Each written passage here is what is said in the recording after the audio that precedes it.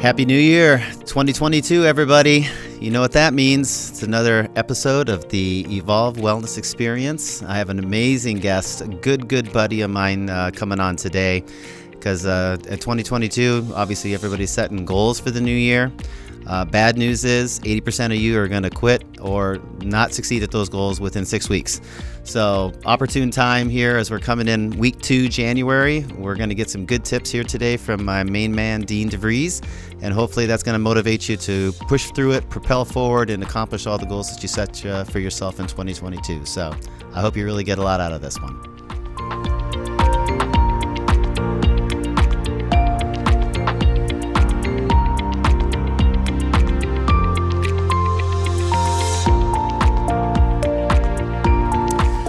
All right. So, we're going off track a little bit today. So today, obviously, you've listened to a lot of my podcasts. You know that, we dive pretty deep into different health topics that I think they're important for people to learn about and apply to their lives.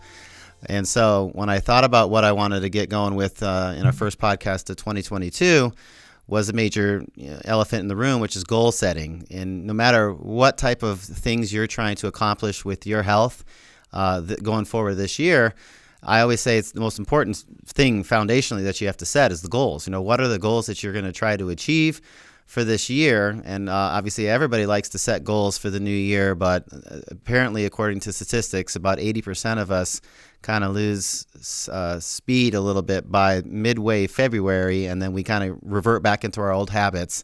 And so I thought I would bring on my good friend Dean to talk about goals, goal setting, maybe talk about some of the different things that he thinks are important for you to be able to push through those barriers, not lose speed as we spoke about, and crush 2022. So I know you're going to enjoy him. So welcome to the show, Dean.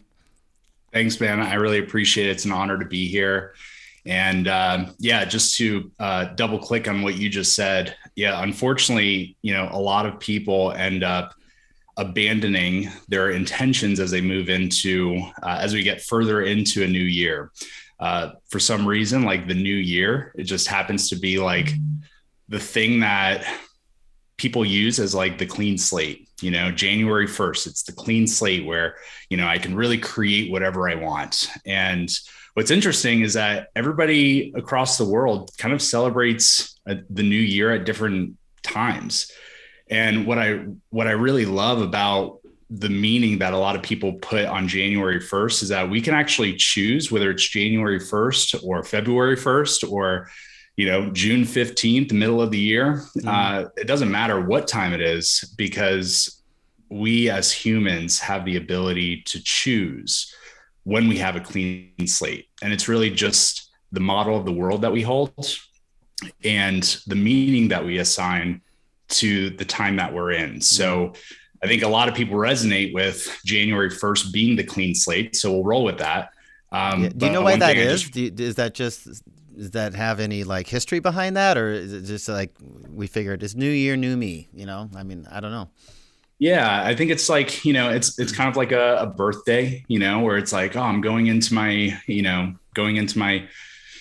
nth number of times around the sun. So, this year's gonna be better than last year, so yeah. There's a lot of, it's really just the meaning that we assign to it. It's not that this time of the year is more potent because of the time in itself. It's because of the meaning that we give to the time. Mm-hmm. But Chinese New Year, it's in October or something. I could be wrong about that, but I don't celebrate Chinese New Year. So I'm sure some of your guests might be able to correct me on that, but it's not January 1st. Mm-hmm. There's many cultures across the world that look at the new year and different, put that meaning to a different date.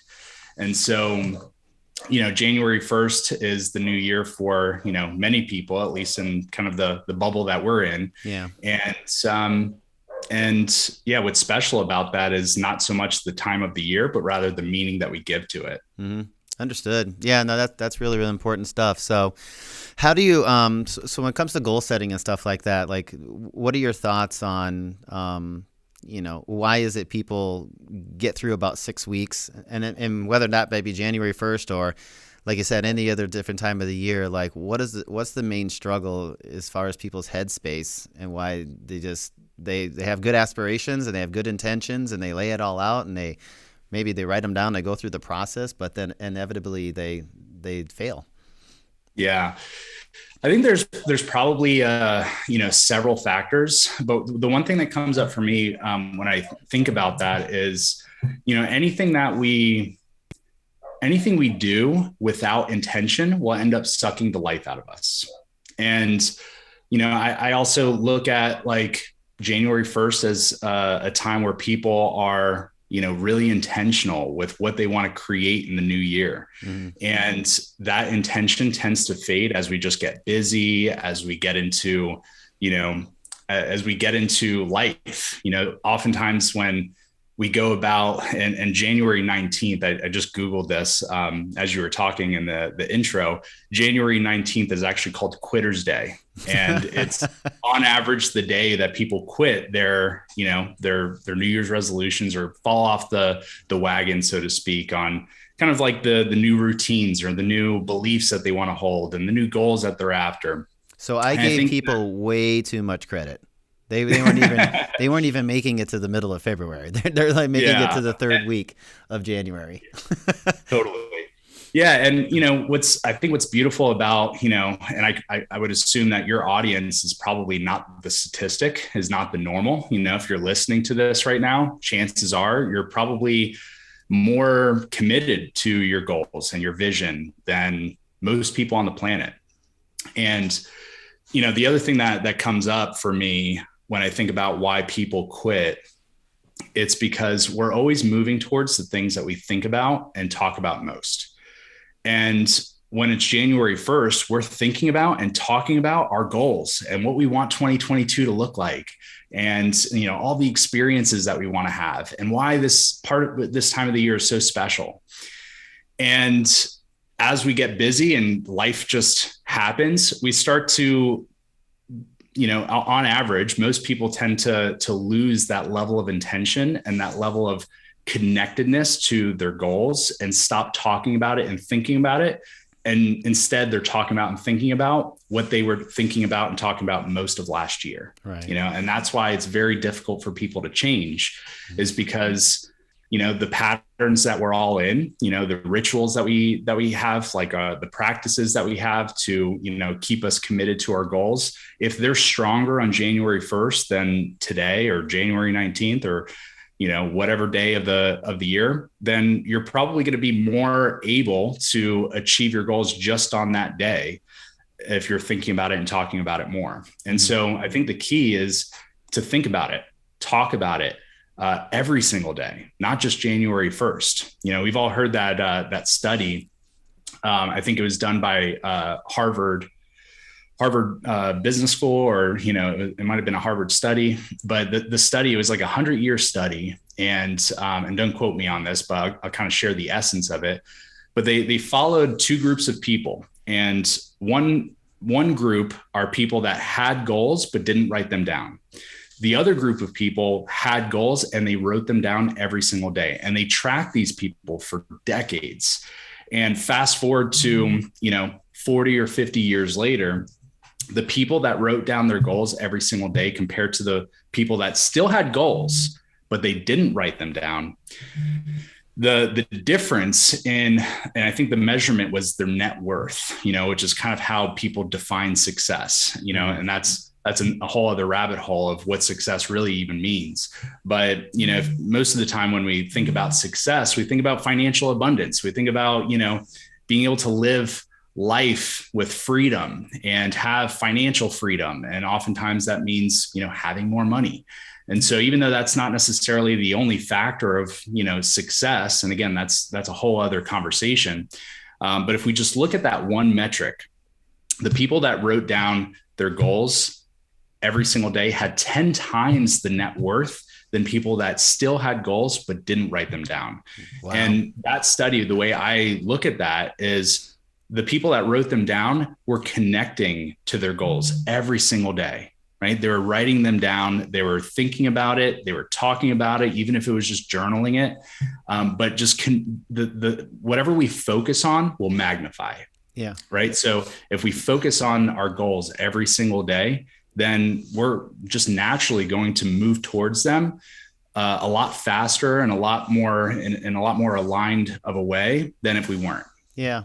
Yeah, definitely goal setting for me. Like I was, and I didn't always do it this way. Like when I first came into business, one of my mentors told me, if you don't write it, it doesn't exist, basically, and that was one thing. And, at a younger age, in my mid 20s, I guess I would say, is when I started looking at this as I was still too bothered, to be like, geez, I want to write my goals down. I mean, that's like, I don't have time for that, So it's always about like time, but we all have the same amount of time in the day for sure. And number two, and then as I read more into like success books and stuff like that, one book in particular, they said you want to write your goals down first thing in the morning when you get up, and you want to write them down last thing at the end of the day before you go to bed, like that intensely. And if you do that consistently, like every single day, I mean, how can you not remember what your goal is and whether or not are you staying on track and doing the steps as it may be in order to achieve those goals? Because goals aren't one step. There are many steps up to a goal in many instances. So are you doing the work, obviously? So no, that's great. And that's how you're going to stay intent on what your goals are. Write them down. Yeah. And I just want to double click on that. Like that's a wonderful practice to be able to start your day and end your day connecting to your vision, because, we've all had experiences where, something bad will happen in the middle of the day, and the rest of the day is kind of just like, it kind of sucks, right? Yeah. At least it's easy if we just allow that to control that our energy that we're bringing to the rest of the day. If we allow that to make that level of impact, it's very normal, for like we hear the stories all the time of saying, oh, I just had a bad day. And it was just because of one event that created a bad day. Because of the energy that we were holding on to, or the way that we were just showing up because of that experience. And this is why morning routines it's like the best success hack, because the way you start your day gives momentum. Like there's an energetic momentum that maybe we can't observe with our five senses, but it just feels good when you're moving into a day. After you've, connected with your goals, you did some journaling, meditating, working out, whatever that practice is, or whatever those practices are to on-ramp your energy for the day, because we can't control what happens outside of us, but we can control how we show up, right? That holds true for all of us. And so if we can't control the things that happen around us, but we can control how we show up, then really the determining factor of the life that we create is based on how we show up and how we choose to show up. And so when we, on-ramp our energy for the day with a morning ritual, and at the end of the day, like that's a huge hack as well, because, going into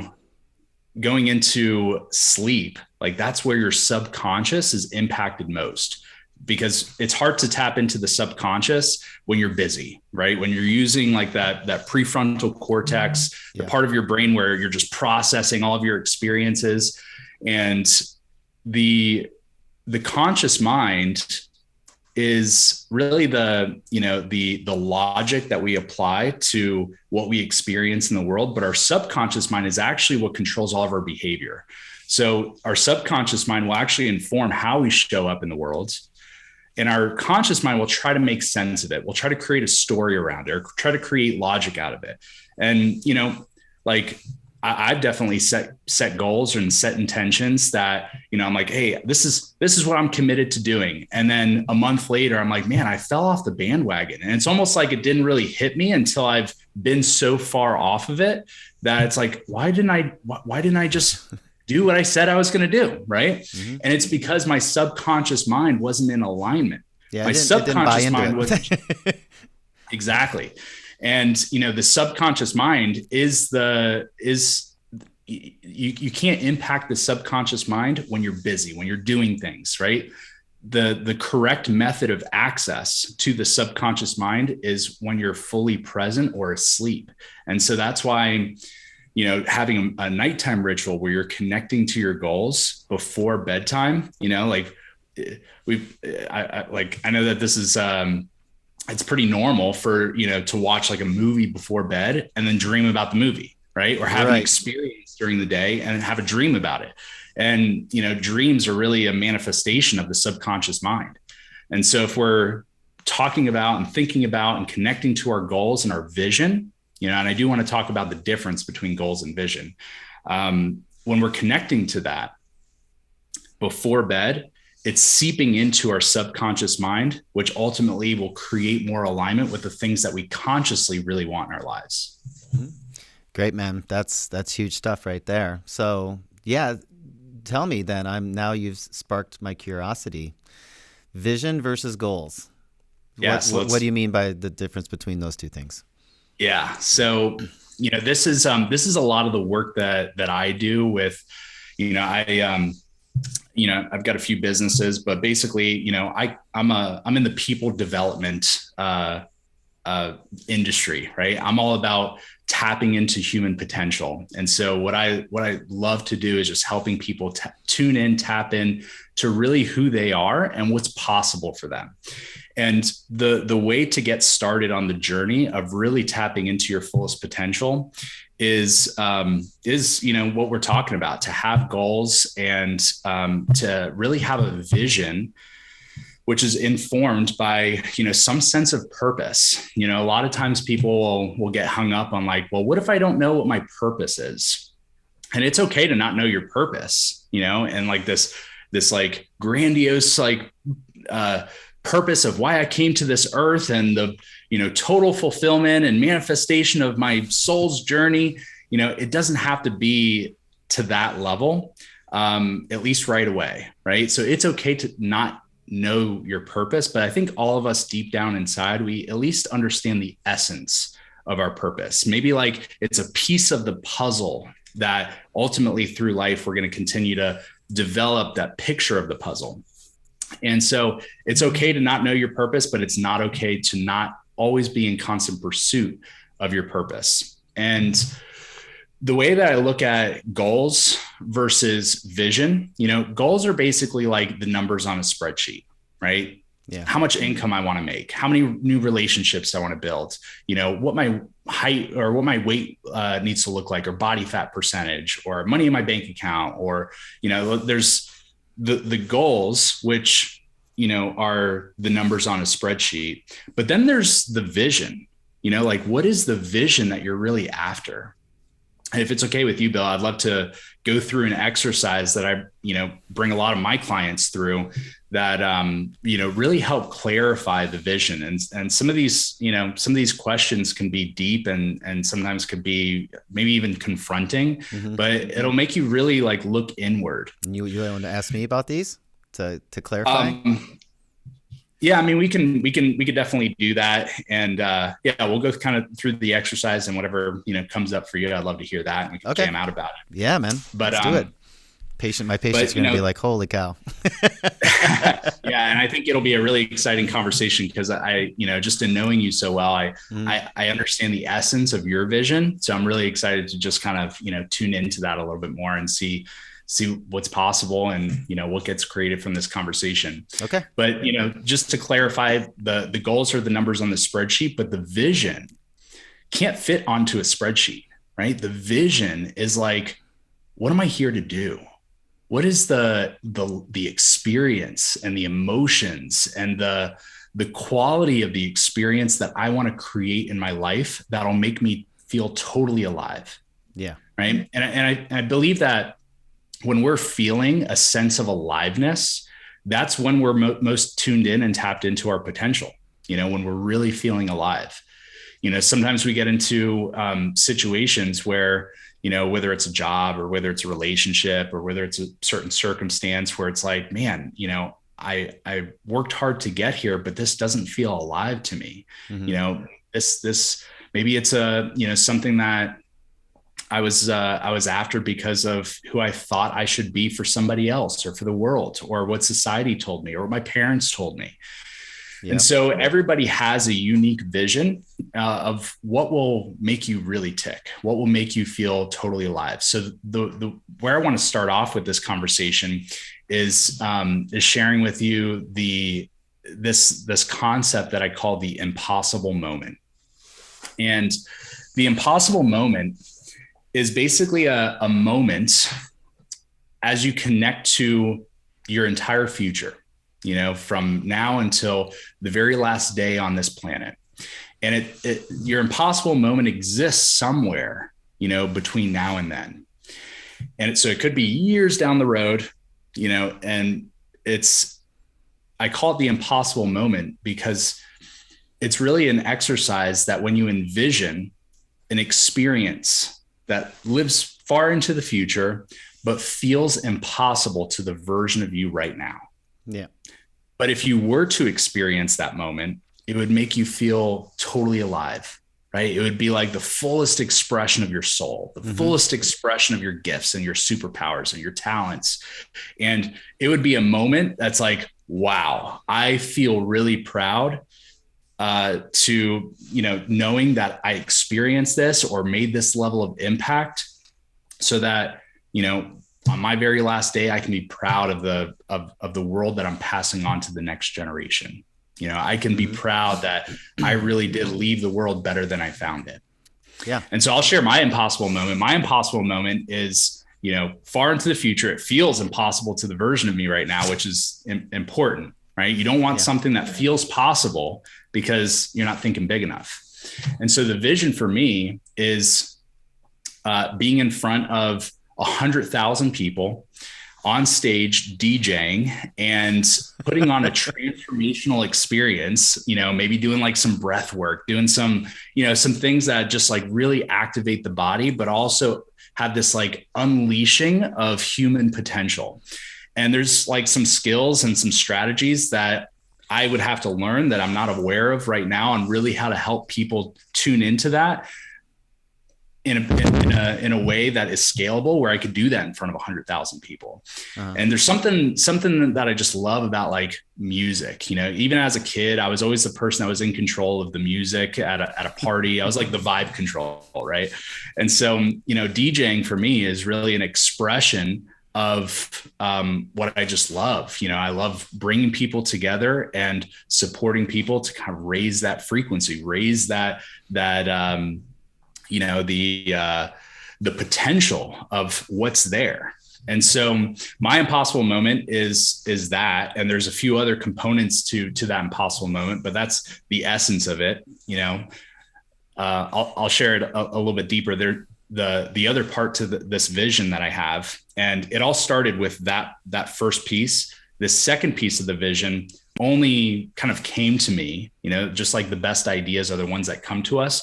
The best visions that we have are the ones that come to us, not the ones that we manufacture. So the ones that the part of the vision that came to me was a vision where I was taking people around the world to the 7 chakras of the earth, and we're activating the 7 chakras within our bodies and the different emotions and the different levels of development of human potential. I know I might be going too deep in the weeds here or going down a rabbit hole, but this is the stuff that, really fascinates me. And there's a lot of parts of me that I'm like, I don't know how I would even be able to do that. And that's how it's a good vision, because that impossible moment, when that does happen, that moment will make me feel totally alive and purposeful, like I am fulfilling a purpose. There's something about that just really resonates with me. Yeah, man. So that's kind of like the first step, is just connecting to a moment that feels impossible. Maybe it's traveling to Mars, maybe it's like, maybe it's something like, gathering 100,000 millions of people together. Maybe it's about like a moment in human history that you were a part of and that you helped create.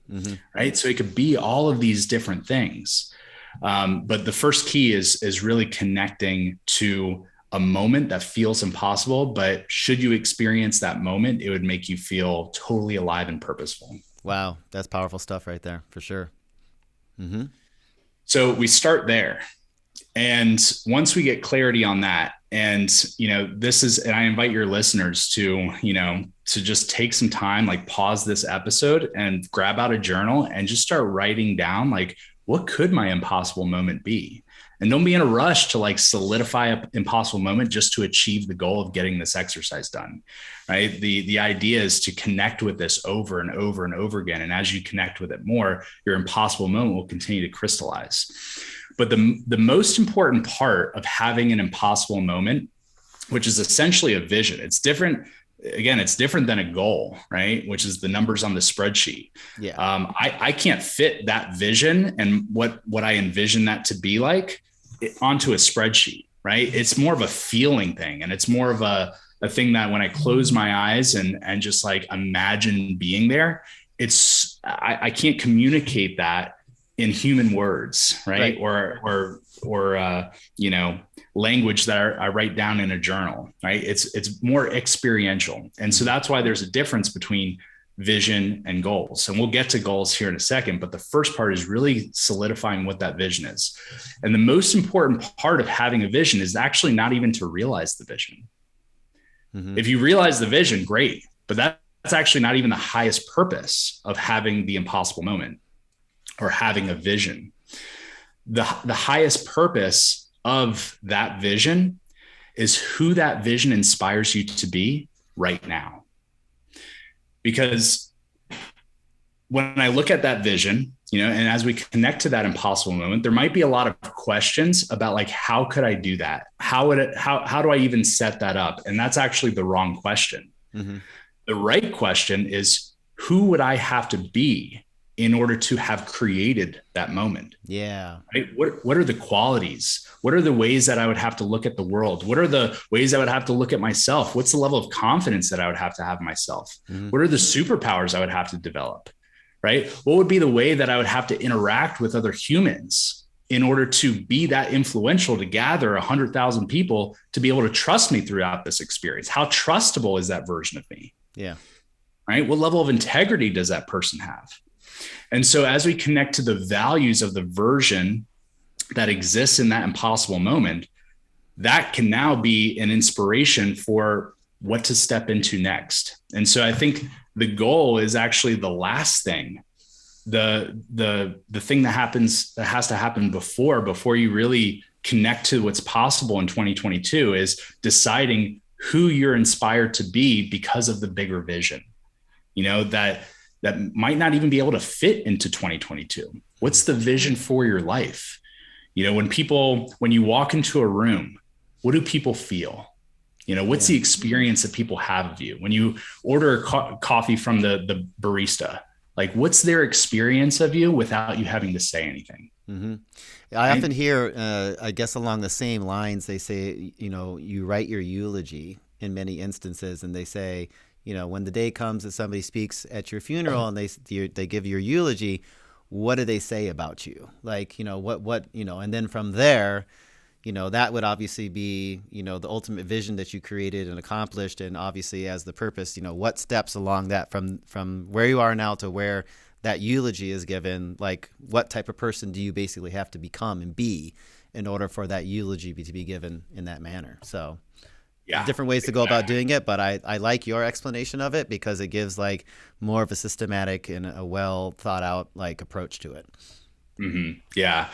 And because, success and the achievements that we experience in life are not based on just the things that we do. It's what we attract based on who we are. Right. And when we are tuned into our highest potential, and we are the best versions of ourselves, we do the right things, right? Yeah.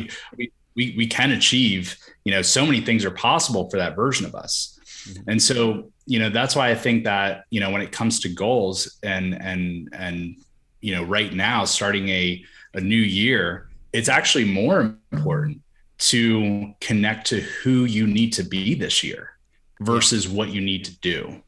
Because if you're committed to being who you need to be, the doing is going to take care of itself, right? Mm-hmm. That version of you knows the right things to do.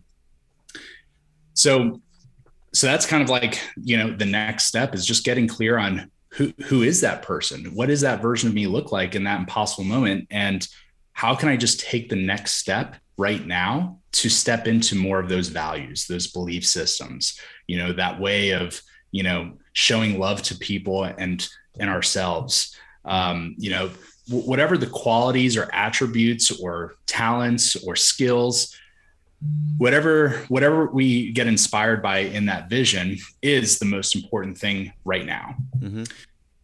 And then the last part is identifying, okay, well, what are the goals for 2022? And when you imagine being the version of you that exists in the moment, instead of just setting goals that are like a little bit higher than last year, or, maybe the goals that like, your company has set for you, or that, that maybe like, your other friends or colleagues may have, instead of allowing that to determine what your goals are, connect to the version of you that you're being called to be in 2022 and just ask, what is possible from this version of me this year? Uh-huh. Because when we imagine ourselves to be that version and then connect to all the possibilities that could be unlocked by that version, we then start to expand our goals more than probably we ever have before. But also we expanded outside, and at the beginning of today's episode, we said that this was going to be expansive. Expansive. So that when we're connecting to our values and we're really committed to being the highest versions of ourselves that we can access in the moment, we then say, okay, well, what could I influence? What could become possible? And it expands beyond any construct or any box that we may have put ourselves in the past of how we should be doing things. And instead we connect to possibility versus, circumstance, or just what would be the 10% increase from last year. Yeah. I think that's the way to connect to goals. That, number one, keeps you really inspired to be fully alive, because there's a vision that is really inspiring. And it allows you to connect to possibility, and more things become possible from this space, versus trying to take the old version of you from last year and just trying to increase what you did last year by 10%.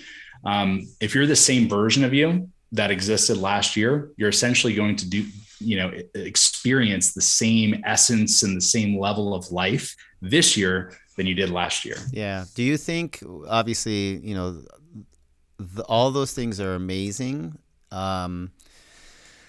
One thing that I certainly do talk about a lot, though, I say anything is possible, right? Like, anything is achievable if you put the work in and you do what it takes in order to like attain whatever level that you're going for. Like, anything is certainly possible. So I always say there's no unrealistic goals, but I do think in some instances people put unrealistic timeframes on themselves. So, I mean, can somebody lose 100 pounds? Not a doubt about it. People do it all the time. I mean, So anybody can do it, but I wouldn't tell you can do it in a week. So it's like, so when the goal setting and stuff like that, do you also think it's important to set certain realistic time frames and stuff like that? And in the event they don't attain it in that time frame, like, what would be your advice to that person who wanted to lose 50 pounds in 6 months, but they came up 10 pounds short? Yeah, I'm really glad that you brought this up. This is a big piece of this. So the goal, if you could reorient towards, instead of the outcome or the results being the goal, but instead being the person that could achieve that goal. If your goal, instead of losing 100 pounds, in the next 12 months, or 50 pounds in the next 6 months, instead of that being the goal, connecting to the version of you that could create that. And so what would that person look like? What would their beliefs look like? So maybe like the beliefs would be, looking at your body as a temple, right? Looking at the food that you eat as nourishment versus, a way to escape. Yep. Maybe looking at, your exercise and getting into the gym, not as something that you have to do, but something that is an expression of self-love, right? And something that you enjoy doing, something that feeds you and nourishes you and lights you up. You know, I was talking to somebody a couple months ago, and kind of a similar situation. They're like, man, I would just like love to get healthier. I would love to lose some weight. I'd love to feel better, but you know, I don't spend any time in the gym, but I spend a lot of time playing video games. And so, you know, I was like, okay, well, let me ask you, is it because you like playing video games more than you like working out? And he's like, well, yeah, of course. So I'm like, okay, well, it sounds like the thing here is not to just get into the gym more. I think the intention that will eventually create that is getting you to like getting into the gym more than you like playing video games. Is that fair? He's like, yeah, if I could like working out more than I like video games, then absolutely. And now it's a question of not just the actions, right? It's a question of mindset. It's a question of perspective and beliefs. And this person's subconscious belief systems had to shift in order for him to be able to look at working out as something that's more pleasurable and enjoyable because of the beliefs around these things. Those have to shift in order for the action of getting into the gym more to change. And that's why I said our subconscious mind is the driver of all of our behavior. And so if we're, you know, constantly connecting to the things that we're moving towards the things that we think about and talk about most, you know, this person's practice, you know, instead of playing video games is about finding the enjoyment and movement. And maybe it's not, you know, maybe it's not running a marathon tomorrow, but maybe it's just, you know, just moving the body and experiencing it differently than they ever have before and attaching some beliefs to that practice that, you know, we're always moving towards pleasure or away from pain. So if we can associate pain with the things that don't serve us and associate pleasure with the things that that do serve us, that right there is the hack to change behavior at a subconscious level. I have another hack. You want to hear about it? Yeah. All right. He can have his cake and eat it too. You know what I would have told him? I go, what you should do is you should get a treadmill that you walk on, and you got your video game console up on a stand-up desk, and you can walk for miles and miles and miles every single day while you play video games, and then watch your diet really, really good, and then you can play video games and work out at the same time. Yes. I love that. I love that. So future reference, in case you run into that situation again, you got two choices. I love that. Yeah, I think that's a beautiful hack because it's also like you're associating a pleasure with something that maybe was associated with not pleasure or pain before, and bringing the two together. And it's through those experiences that how our subconscious mind changes. You know, because then we associate the feelings of feeling good while we're doing something. We're like, man, I want to feel good more often. So let me do that thing that I was doing in order to feel good. Yeah. Yeah, no doubt about that. I always try to associate things that I don't like with things that I do like, or, you know, I call it stacking habits in some instances. So you talk about the morning routine. So I'll, you know, meditate while I'm foam rolling and molding exercises to my neck while under red light therapy. And so I stack them all together because, like, done one at a time and stuff like that, I'll be like, it's too busy. I'm too busy. I don't have time. I'll skip over that one today. But when you stack them all up at the same time, or if there's one you really do like and you could do it at the same time as one that you generally don't really care too much about, you know, that's another thing that I use for sure. So helpful to me. Yeah, I love that. Yeah, that's there's so much genius in that. And I think you know, the other thing that I wanted to share is actually an experience I've had for, you know, the last 2 years. You know, 2020 and 2021 were different, right? And so there's like just a different energy in the world. And, you know, there's a lot of people I remember at the end of 2020 that, you know, I was seeing, like, you know, social media posts and memes and stuff like that of people that were saying like, oh, I just can't wait for 2020 to be over. let's get to 2021. And pretty much the same people were saying the same thing about 2021. The year before they're saying, I can't wait for 2020 to be over. 2021 rolled around, and now we're at the end of it. They were like, man, I can't wait for 2021 to be over. And I remember just seeing that, and it was hard for me to connect to that because,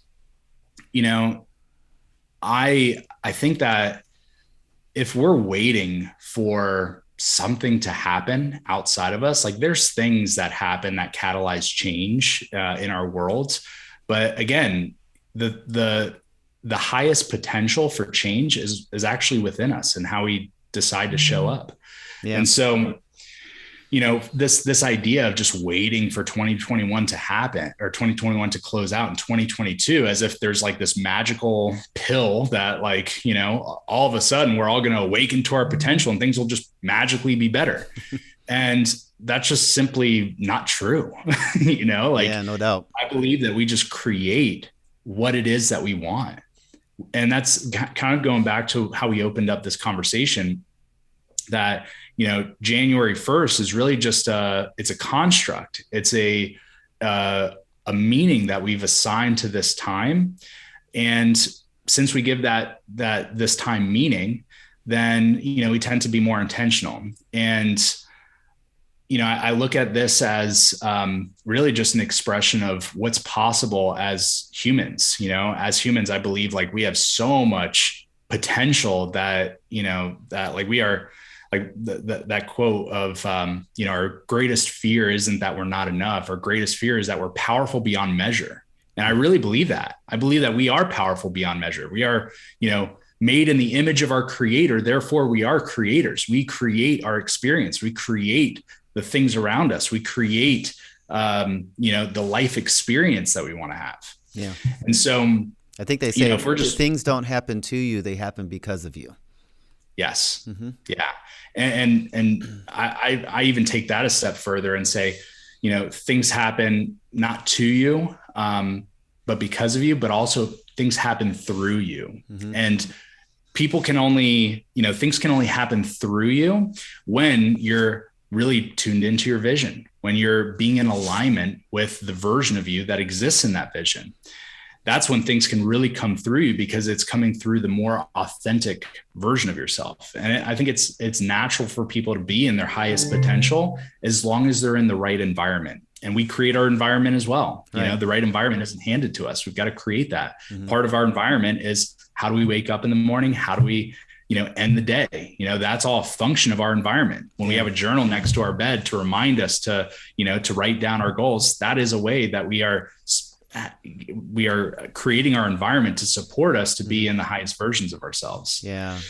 I think a big thing noted on that though too is, and a lot of people, while they'll fail and be swimming upstream, like big time, and trying to like become their true authentic selves when it comes to environment, is having a really toxic environment. Like I know for sure, for better or and worse in my lifetimes and stuff like that, like the people you associate with and hang out with, you are basically. So if you want to level up, in 2022, sometimes you got to take a really good hard look at like who you hang out with, and there's people that are your friends, and then there's, and that's all good and well, but sometimes these friends, unfortunately, you have to let go if you aspire to become a better version of yourself, because they'll hold you back. They'll ridicule you. They'll think that, they'll make fun of you. They'll, why are you eating that way? And what happened to the old guy I used to know? And like,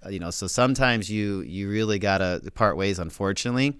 And it goes with family members too sometimes, so certain family members that are, why do you work so much? And why do you do this? And, like that's what they tell me all the time. Right. And it's because I'm trying to get somewhere, that's why I do what I do. So I think toxic environment's a big deal. Yeah. I love that. Yeah. I love that the name of your podcast is Evolve, because like what we're talking about is the evolution of, our human potential. Yeah. And, the thing about evolution and transformation, that's kind of the word that I use in my space. But it's essentially the same thing, right? We evolve, we ascend, we transform. And as we transform, and this, the exercise with the impossible moment and connecting to the values, that will create a transformation within you.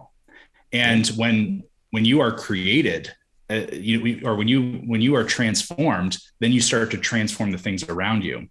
That does include the relationships, and sometimes like the close friends or family members that maybe are holding on to an old version of you. As you're transforming, it can cause some turbulence, right, in the energetic dynamic of the relationship. And in those moments, there's really just like one of a few things that can happen. Either number one, they transform with you, right? It reorganizes the dynamic in the relationship, reorganizes into a higher potential, which ends up you and that other person being more supported in that higher version of themselves, or it doesn't transform. And sometimes the things that don't transform to support us in our transformation is, we have to hold some boundaries around what's most important. Is your transformation more important to you than staying in old paradigms or staying in old habits or staying in old relationships? Not saying that these people are bad or, want less for you. Not at all. Chances are they're on their own journey, right? And I think the highest form of love is calling people forward into their highest potential. But that can only happen if we're tuned into our highest potential first. Right on. That's great words right there for sure. Mm-hmm. So how would you summarize then? Maybe let's just go over step by step. Person wants to make 2022 and beyond the best that it's ever been, and they want to get, to their higher purpose in life. Let's kind of review the steps again. Mm-hmm. Yeah. First of all, just decide that 2022 is going to be unlike any other year. Just be open to that possibility that really anything is possible here. When you could just decide that you are going to transform yourself and your year and any experience that you've had throughout a year, and just allow this to be different. I think that's the first step, is really just deciding that you want more, that you want a different experience. You want something that feels better, that makes you more alive. And from there, step number 2 is connecting to the vision or the impossible moment. Most important thing is, again, to make it feel impossible to the version of you right now, to really inspire you to how much of your potential you would have to be tuned into in order to create that experience. Mm-hmm. Step 3 is to get to know the version of you that exists in that vision. What is that version of you thinking about and talking about most?